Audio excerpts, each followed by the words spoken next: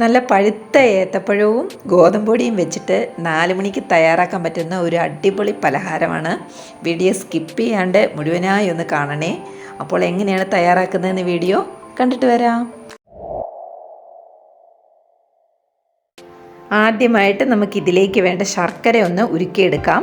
120 ml കപ്പിന് 1 cup ശർക്കര 1 cup വെള്ളവും ചേർത്ത് നന്നായിട്ടൊന്ന് മെൽറ്റാക്കി എടുക്കണം. നന്നായിട്ടിത് തിളച്ച് വന്നിട്ടുണ്ട്. അപ്പോൾ അത് മാറ്റി വയ്ക്കാം. വേറൊരു പാനിലേക്ക് നമുക്ക് 1.5 ടേബിൾ സ്പൂൺ നെയ്യ് ഒഴിച്ചു കൊടുക്കാം. നെയ്യ് നന്നായിട്ടൊന്ന് മെൽറ്റായി വരണം. ഇതിലേക്ക് ഞാൻ 2 ഏത്തപ്പഴം ചെറുതായി അരിഞ്ഞതാണ് അത് ഇട്ട് കൊടുക്കുന്നുണ്ട്. ഈ നെയ്യിൽ നമുക്ക് ഈ ഏത്തപ്പഴം ഒന്ന് നന്നായിട്ടൊന്ന് വഴറ്റിയെടുക്കണം. ഇത് നെയ്യിൽ കിടന്ന് നന്നായിട്ടൊന്ന് ഉടച്ച് എടുക്കണം. ഈ ഒരു ടൈം ആകുമ്പോഴേക്ക് നമുക്കൊരു 8 ഈന്തപ്പഴം, നന്നായിട്ട് പഴുത്ത ഈന്തപ്പഴം ചെറുതായി അരിഞ്ഞത് അതും കൂടെ ചേർത്ത് കൊടുക്കാം.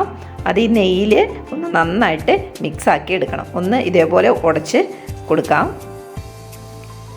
ഇതിലേക്ക് ഈ മെൽറ്റാക്കി വെച്ചിരിക്കുന്ന ശർക്കര കുറച്ചെടുത്ത് ഇതിലേക്ക് ഒഴിച്ചു കൊടുക്കാം. തീ ഈ ടൈമിൽ ഓഫ് ചെയ്തു കൊടുക്കണം. നന്നായിട്ട് ഉടച്ച് എടുത്തിട്ടുണ്ട്. ഇതിലേക്ക് 1/2 കപ്പ് തേങ്ങ ചിരകിയതും ഏലക്കാപ്പൊടിയും കൂടെ ചേർത്ത് നന്നായിട്ടൊന്ന് മിക്സ് ചെയ്തെടുക്കാം.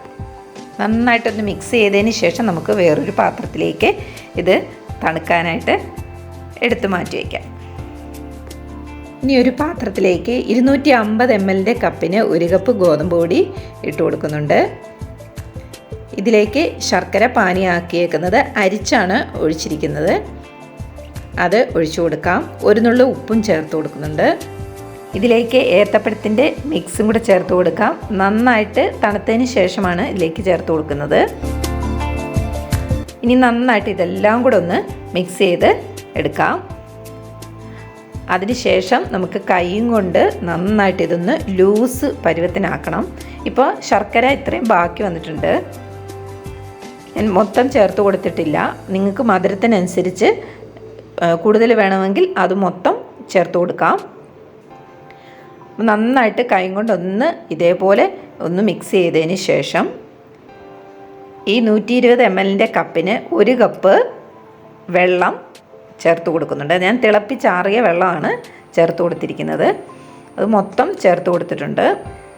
നന്നായിട്ടൊരു ലൂസായിട്ട് വരണം. ഇതിലേക്ക് 2 ടേബിൾ സ്പൂൺ പാലും കൂടെ ചേർത്ത് നന്നായിട്ട് കുഴച്ചെടുക്കുന്നുണ്ട്.